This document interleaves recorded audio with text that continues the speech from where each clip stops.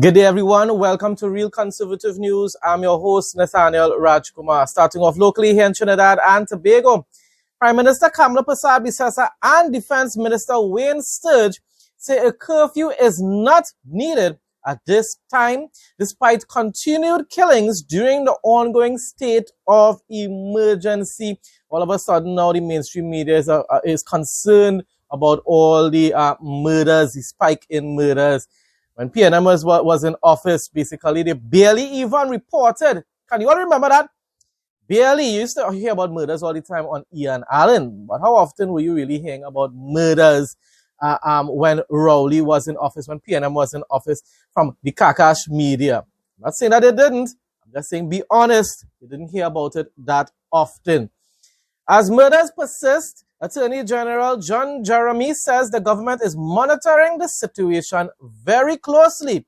Their comments came hours after a triple murder in Penal and followed questions from Guardian media on whether stricter measures could be introduced to restrict the operations of criminals. The same Guardian media, the same Kakash media that basically demonizes the government for taking certain types of actions on whatsoever now want stricter or stiffer actions to be put in place. Despite the SOE, murders continue. Police say 79 killings have been recorded for the year thus far, compared with 91 over the same period in 2025. Some 18 of the 79 murders occurred in March.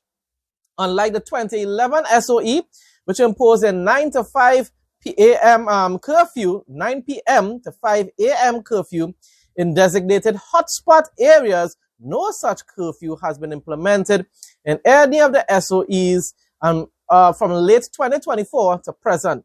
Of course, on 2024 was when PNM was still in office. Of course, one thing, the media had to talk about the SOE even when Rowley was Emperor of Trinidad. A lot of the SOEs that was under the Rowley administration had nothing to do with crime, though. It was due to the 2020 era of we all know what took place then. I don't like to talk about it. I don't like to even mention it.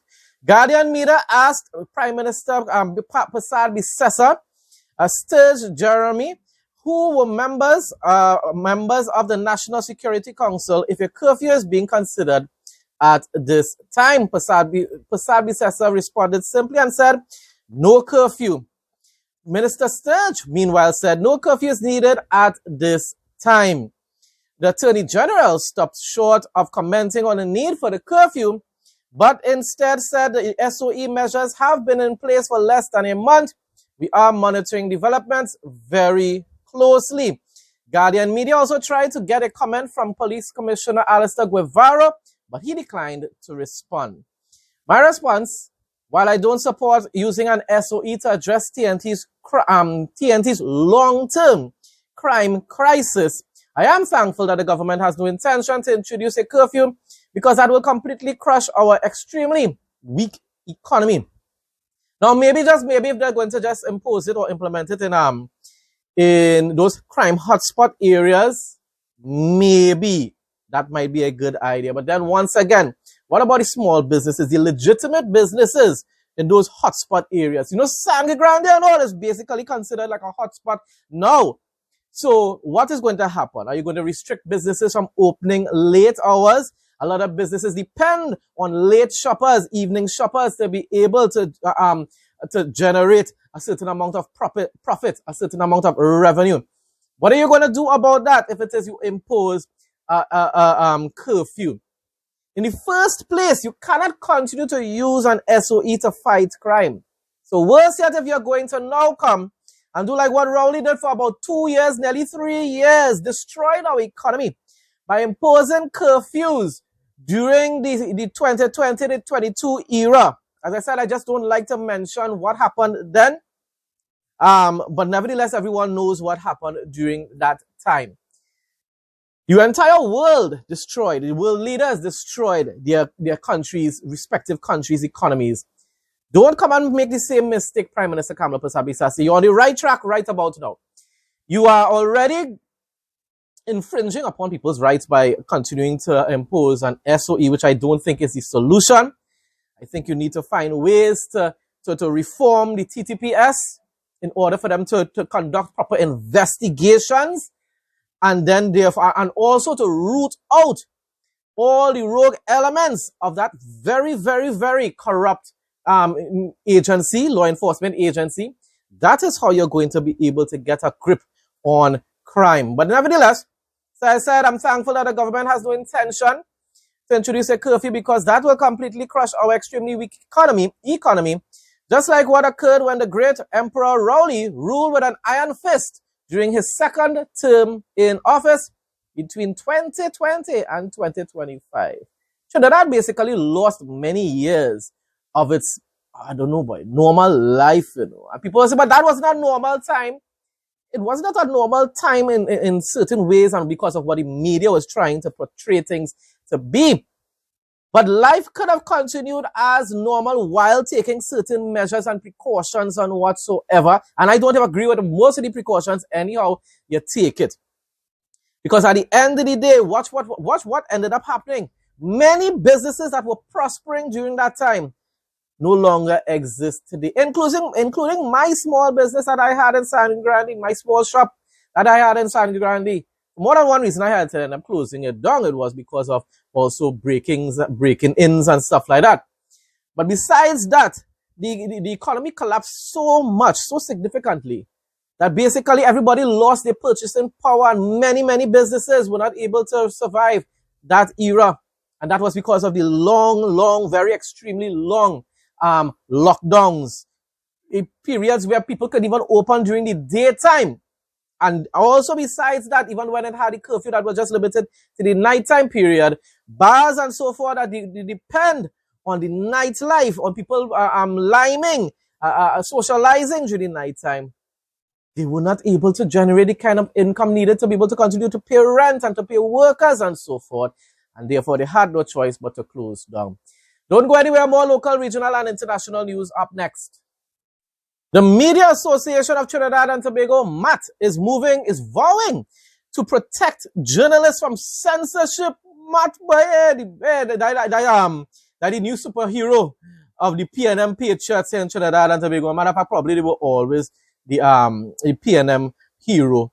Following a warning from the Telecommunications Authority of Trinidad and Tobago, MAT would not stand by and let anybody stop us from reporting what is accurate, what we see as news, what we see as journalism. We will continue to do that. He, Dr. Keith Rowley, used a word to describe the current Prime Minister, and the media reported that, and it's accurate. But did they just report it? Did they just report it?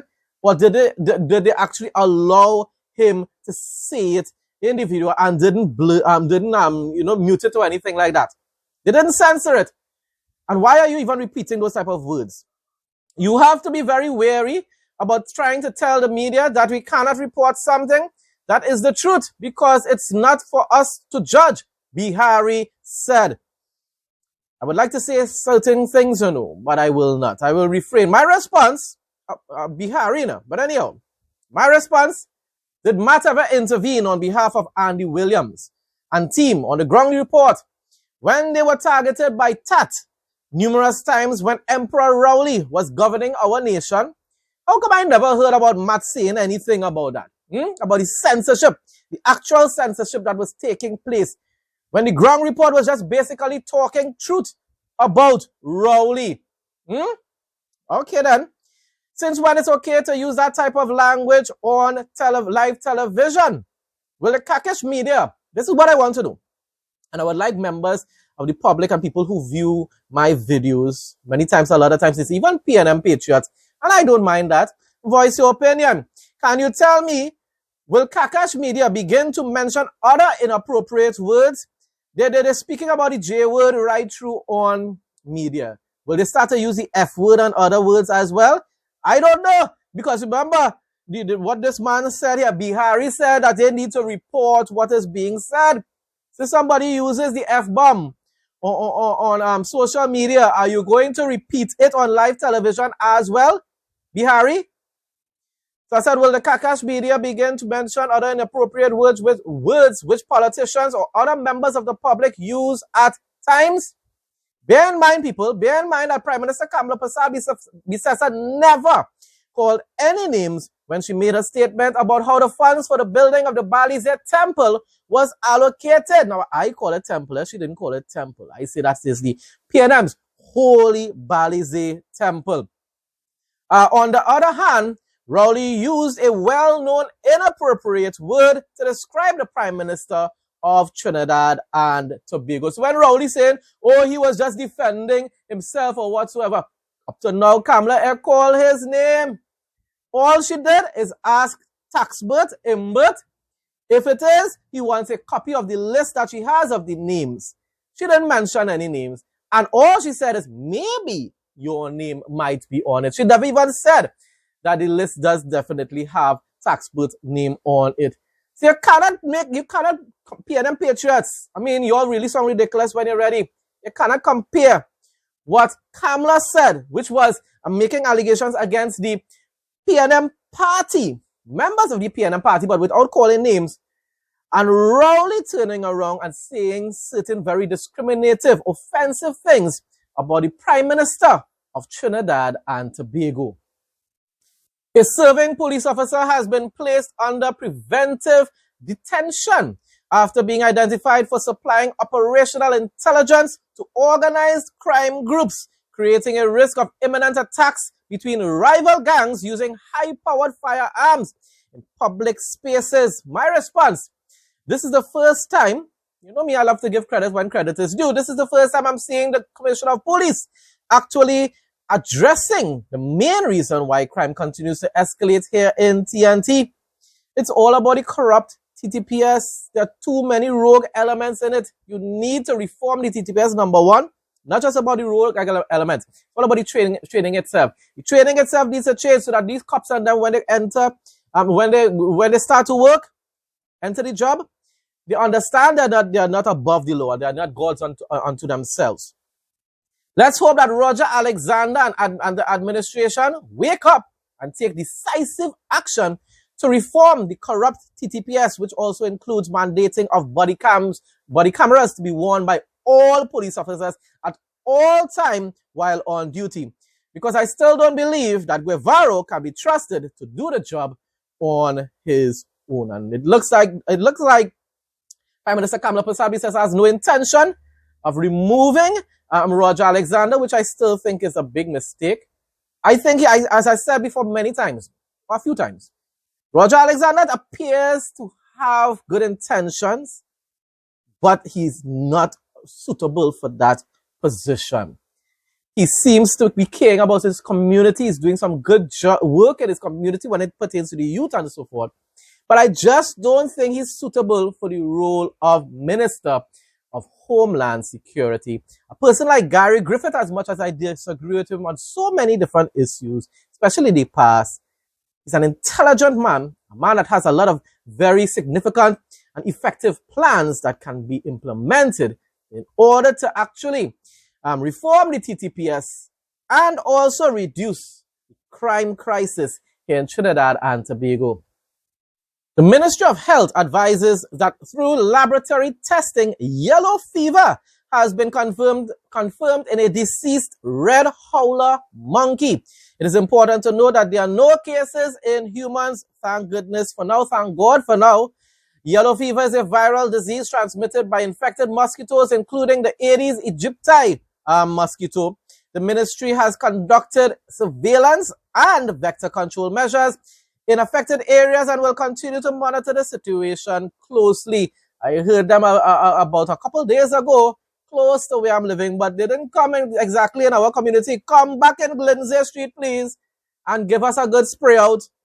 The Ministry of Health will continue to monitor the situation and provide the public with updates as necessary. In the interim, the public is encouraged to take preventative measures to reduce mosquito breeding sites and risk of contracting the yellow fever virus. At this time, it is important to reiterate that there are no reported cases in humans. Regional news up next. For Wednesday, March 25, 2026, Trinidad and Tobago can expect isolated early morning light showers that will give way to a sunny and at times breezy day.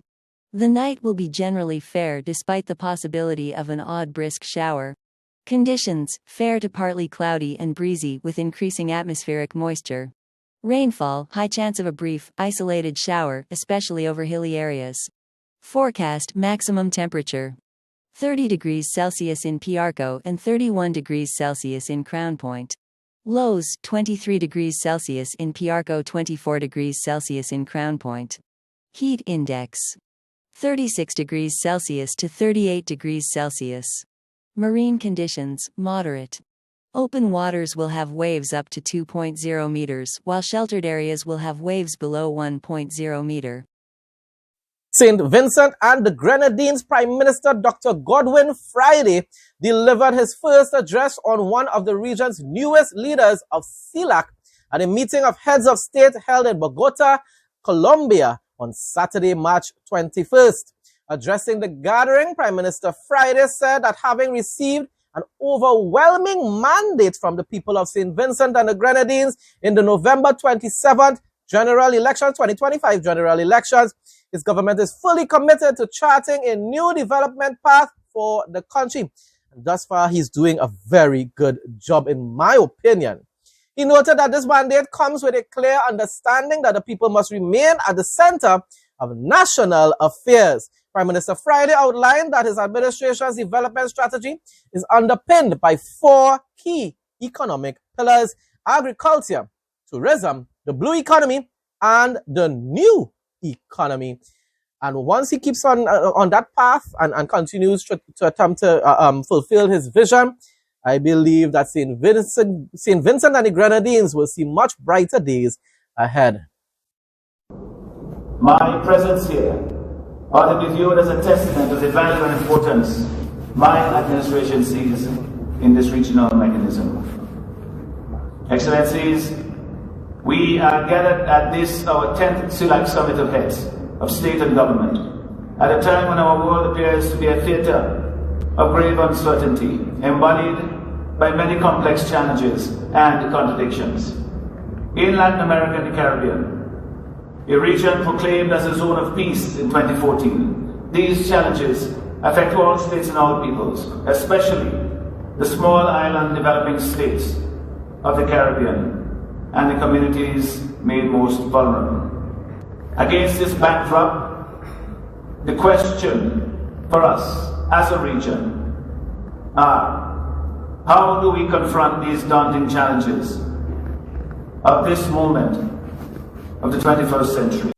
The Ministry of Home Affairs in Guyana has assured that a thorough and comprehensive investigation is underway following the death of 13-year-old Jordan Payne, called Otis, who became unresponsive while in police custody at the Cove and John Police Station, East Coast, Demerara. You see, Guyana has the same problem, just like Trinidad, just like Jamaica. A lot of rogue elements in the law enforcement agency, something that really needs to be addressed. In a statement on Tuesday, the ministry said it is actively working in close coordination with the Guyana Police Force to establish the full circumstances surrounding the matter. What are they going to say? He fell off a chair, like what happened in Trinidad? While assuring the public and the family that the probe will be conducted with the highest standards of professionalism, impartiality, and accountability. Let's just hope that the police is really speaking the truth. Police investigating police is always very strange. But anyhow, the ministry also involved. And so far, the Irfan Ali administration even holds police officers accountable for their actions a lot more than most other countries in the region. The Ministry of Home Affairs has urged the public to allow the investigative process to proceed without interference, appealing for calm, restraint, and respect for the rule of law as the facts are carefully examined.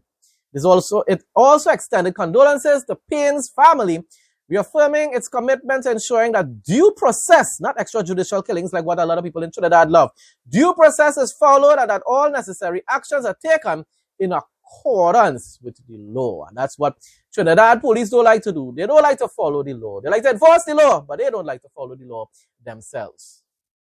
The Westmoreland Public Health Department in Jamaica has deployed more than 1,500 bait stations in several communities as part of its ongoing rodent control program across the parish, especially after the Hurricane Melissa incident that took place, the storm that took place.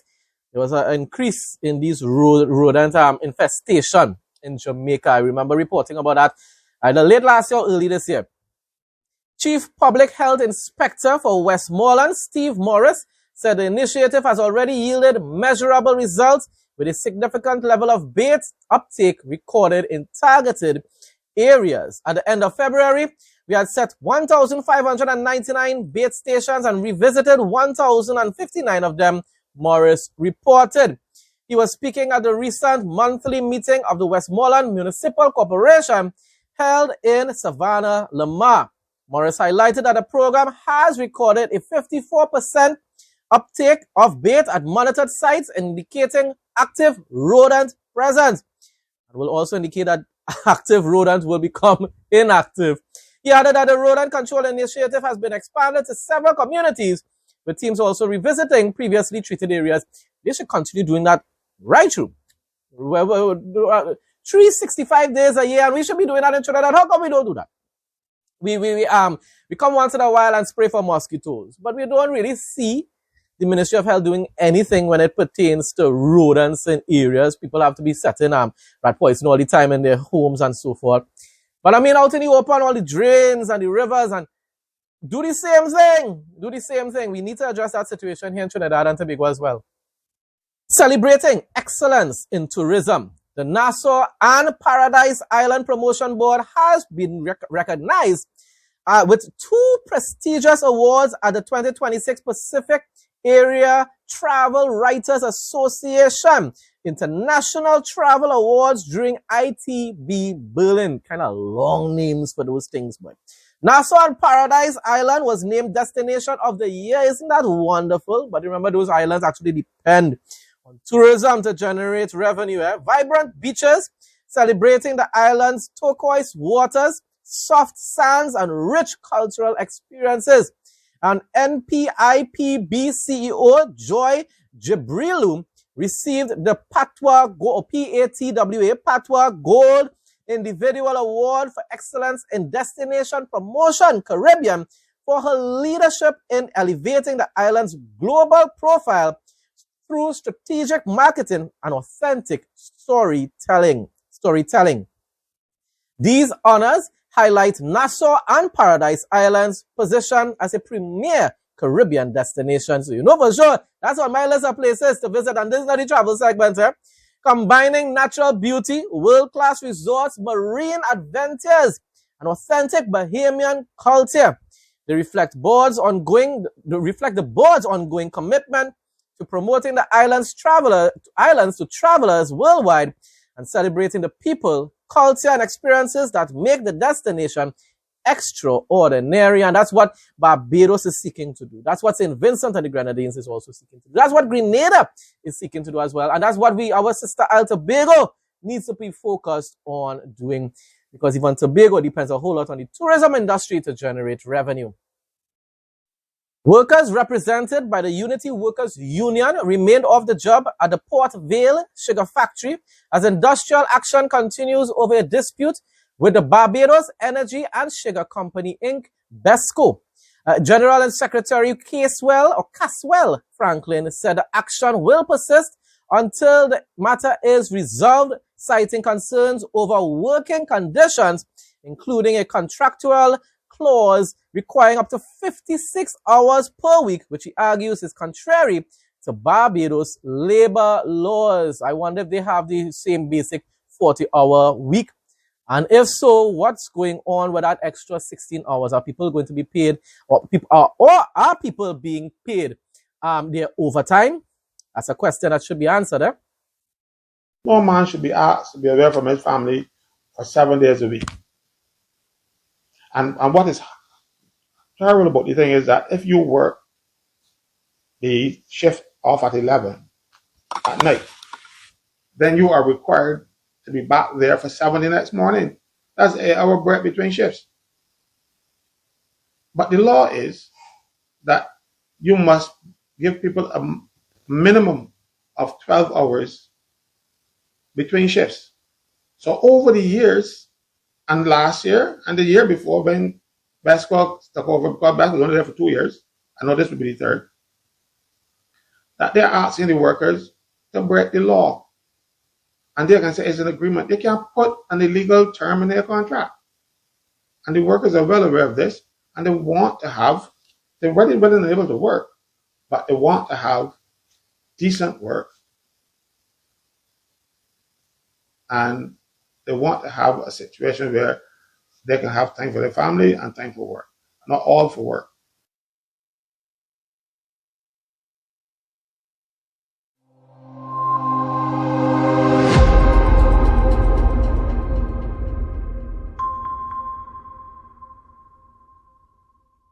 International news now. A Fox News digital investigation reveals how a multi-millionaire tech tycoon is deploying Mao Zedong's playbook against Western culture, Western civilization, democracy. You can imagine people, especially in the younger generation, are turning against democracy, especially in the tribal communities. Neville Roy Singham has funneled $278 million into a massive web of shell entities and non-profits to coordinate Marxist, communist, leftist messaging designed to promote China as a global heavyweight while systematically stripping away at American influence, American values, Western civilization values. People that enjoy freedom, despising that freedom. You could understand that. You could believe that. I'm telling you, the Bible said that in the last days, evil will be considered good and good will be considered evil. Freedom is now considered oppressive, people. You can imagine that. And communism, autocratic styles of governance is now being embraced. But you know, the same people, the same hypocrites who demonize Western civilization, once they go and live in those communist countries,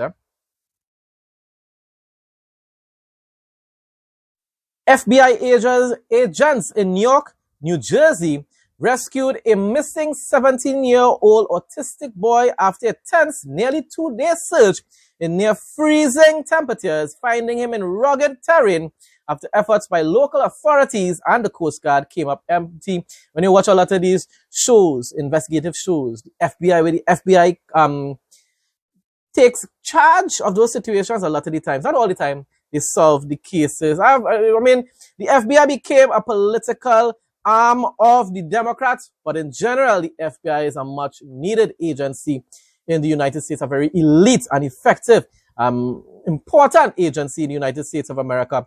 Joel Medina, who functions at the level 6 of, at the level of a 6-year-old, vanished near his home Friday and spent multiple nights exposed to the cold, prompting an urgent multi-agency response. He has to be thankful to God that he's alive today. FBI Director Kash Patel, who's doing a really good job, told Fox News Digital that the rescue highlighted the best of the FBI. Unlike when it was controlled by the Democrats, we were just seeing the worst of the FBI. President Trump gives an update on negotiations and war with Iran.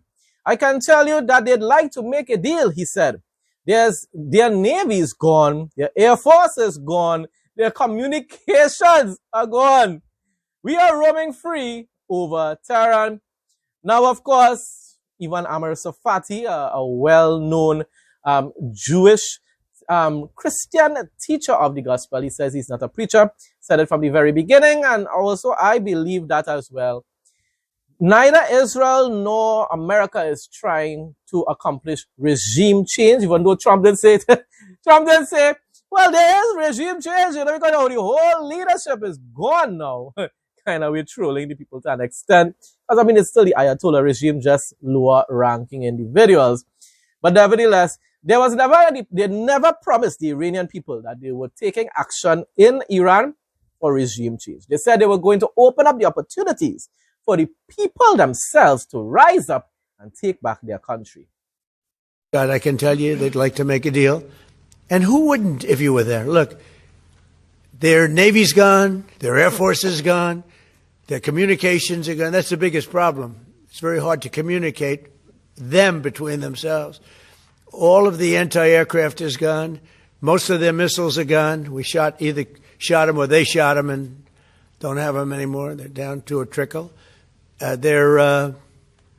Pretty much everything they have is gone. I don't know. Can you name one thing that's not gone, or can you name one thing that's doing well? You know, if you read the papers, you think we're tied. You think we're in a tough battle. We are roaming free over Tehran. Senator Mark Wayne Mullen was sworn in as the nation's 9th Secretary of Homeland Security, replacing Kristi Noem, who was bringing a lot of shame and disgrace to that agency.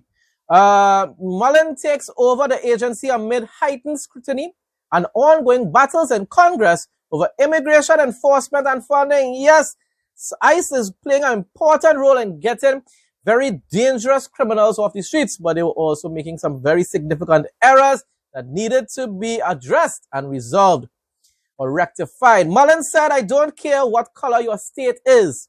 I don't care if you're a red or blue state.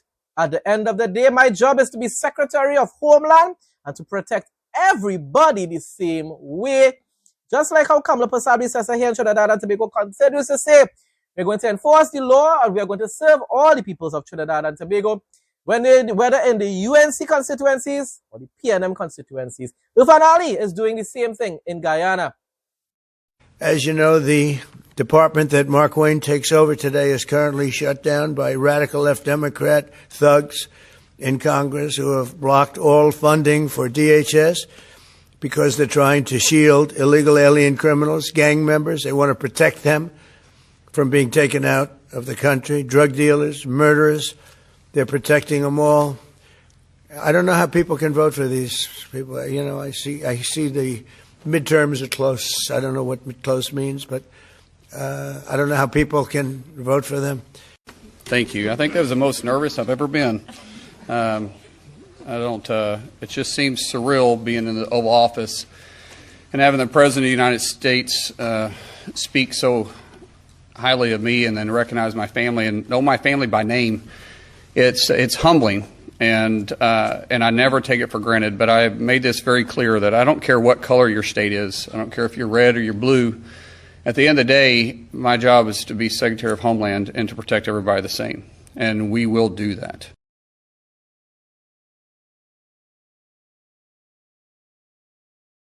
Now for the interesting facts segment, a major shift in U.S. birth trends is drawing attention as women aged 40 and older are now having more babies than teenage girls for the first time.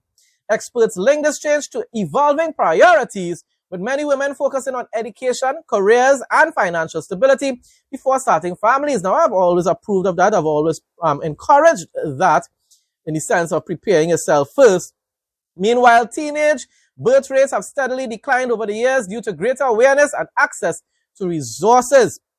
The trends reflects how modern lifestyles are reshaping family planning, sparking conversations about changing timelines and what it means to build a family today. My response, though, as much as this sounds really nice, late 20s or early 30s should be the best time to start a family, especially if you want to have more than one child. If you start at the age of 40, by the time you hit 50, you're reaching the premenopause stage, or even late 40s or mid 40s. What's going to happen? And also, you want to spend time with your children still while you're in your youth yourself. So don't wait. Honestly speaking, I don't believe that 40 number that they're calling there is the appropriate age. No one is saying that to have kids at that age if you never had before.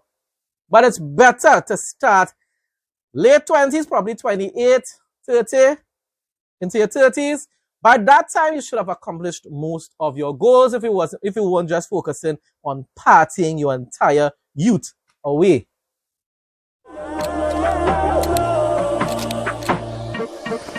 Welcome to Real Conservative News Travel Adventures. Sedona, Arizona, is a breathtaking desert destination renowned for its dramatic red rock formations, vibrant art scene, and spiritual energy. Located 2 hours north of Phoenix, it offers year-round outdoor adventures like hiking, jeep tours, and mountain biking, alongside wellness spas, metaphysical shops, and cozy cafes, typically enjoyed over a 3 to 4 night stay. Key highlights and activities. Red Rock Country, iconic, towering sandstone formations dominate the landscape, including Bell Rock, Cathedral Rock, and Coffee Pot Rock. Outdoor adventure, with over 100 hiking trails, popular options include hiking in Red Rock State Park or swimming at Slide Rock State Park. Jeep tours are a must-do for exploring rugged trails. Spiritual vortexes. Sedona is famous for its vortexes, sites believed to radiate earth energy, such as Airport Mesa and Boynton Canyon, ideal for meditation and healing. Arts and culture. The town boasts over 100 art galleries, including the scenic Tlaquepaque Arts and Shopping Village, known for its Spanish-style architecture. Stargazing. As a certified dark sky community, Sedona provides exceptional views of the night sky. Best time. Fall offers perfect weather, while spring brings blooming flowers. Summer can be hot, though cooler than Phoenix, while winters can be cold. Getting around. Renting a car is recommended to explore the different areas: West Sedona, amenities, uptown, shop/dining, and the village of Oak Creek, scenic. Across every border and every sea, our journey around the world continues. Every sunset here is a sunrise somewhere else. Hope you enjoyed today's video, and we'll see you tomorrow at the next horizon. Folks, that brings us to the end of today's news report. Thanks again to everyone who continues to support my content. Please like, comment, share, and subscribe. Stay blessed and stay safe most of all. In Jesus' name.